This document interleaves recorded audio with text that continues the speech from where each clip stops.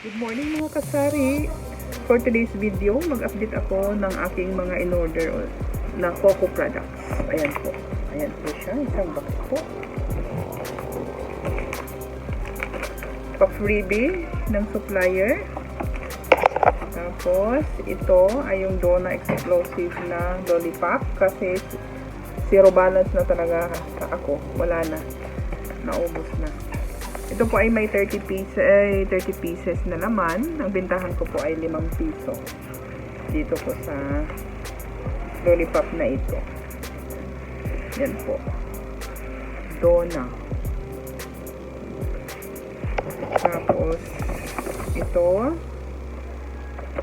Nag-reorder na din ako kasi kunti na lang yung naka-display ko dito. Swiss candy, 30 pieces din ang laman. 7 pesos naman ang bintahan ko nito. Ito, mayroon siyang ganyan.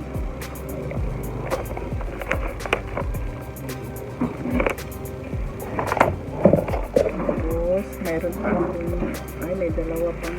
Ito ay chewy candy ito.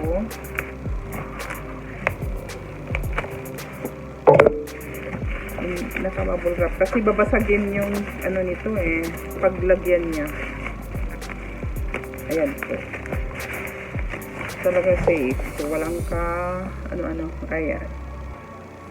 Ito ay blueberry chewy candy. 5 piso ang pintahan ko dito. May isang flavor pa ito. May additional pang pa-freebie si supplier. Ayan po. Itong Coco products na ito, sa online ko lang talaga siya na dito. Parang online ano lang siya. Sa ating mga online platform, mayroon siya available.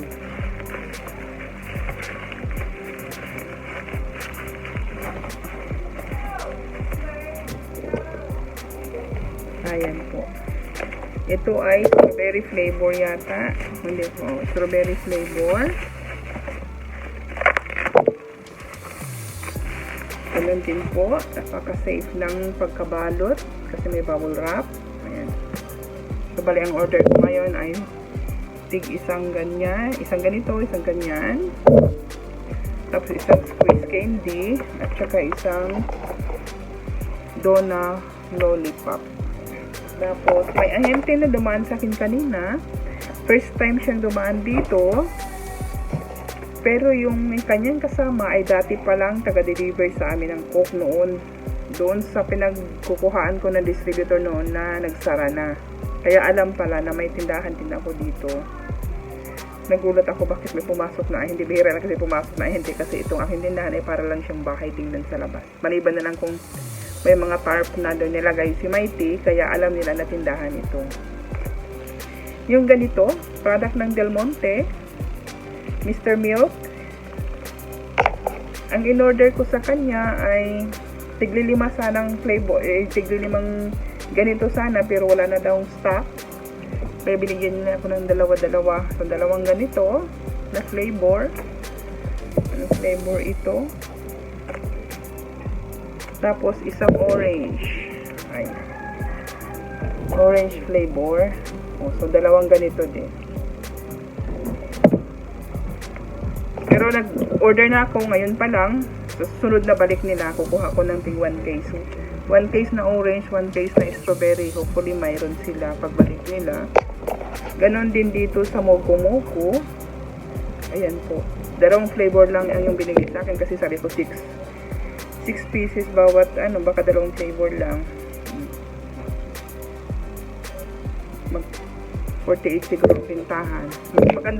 Mas maganda yata pag ahente, medyo mas mura sila magbigay kumpara mo sa mga mall. Ayan, or sa supermarket.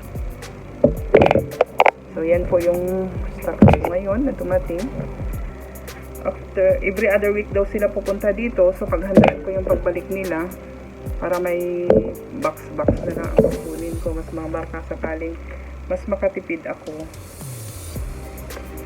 May ahente naman na pumunta dito sa akin yung ice cream pero nag-isipan ko muna dahil panibagong gastos na naman sa kuryente. Malaki ang kuryente dito. Tapos, hindi naman, baka hindi ko mabawi kapag kung magkano lang yung benta. Hindi ko alam kung ano bang magandang gawin, kung mag-franchisee ka ba o mag-reseller ka naman, kasi meron naman akong ano dyan, chest freezer dyan. Mas gusto ko na siguro mag-reseller para wala akong, hindi na madagdagan yun ng aking freezer, kasi the more na maglagay na naman ng freezer, additional na naman sa expenses yun. Mahirap. Kaya kasi sa amin dito, ang expenses namin, 2 tangki ng gasol, kasi dito sa burger griller at saka yung doon sa kusina kung saan niluluto yung aming mga pansit, yung so kailangan magastos yun. O kung mag-2 freezer pa ako, mayroon pang ref doon sa bahay, kaya medyo pag-isipan ko pagdating sa mga bagay na yun, pagdating sa expenses, kasi kung hindi lang din naman mahahabol yung expenses doon sa benta, na pagdating sa ice cream, medyo lugi tayo doon, di po ba mga kasari? Yan lang po mga kasari, maraming salamat. Huwag kalimutang mag-like, share, and subscribe. Bye!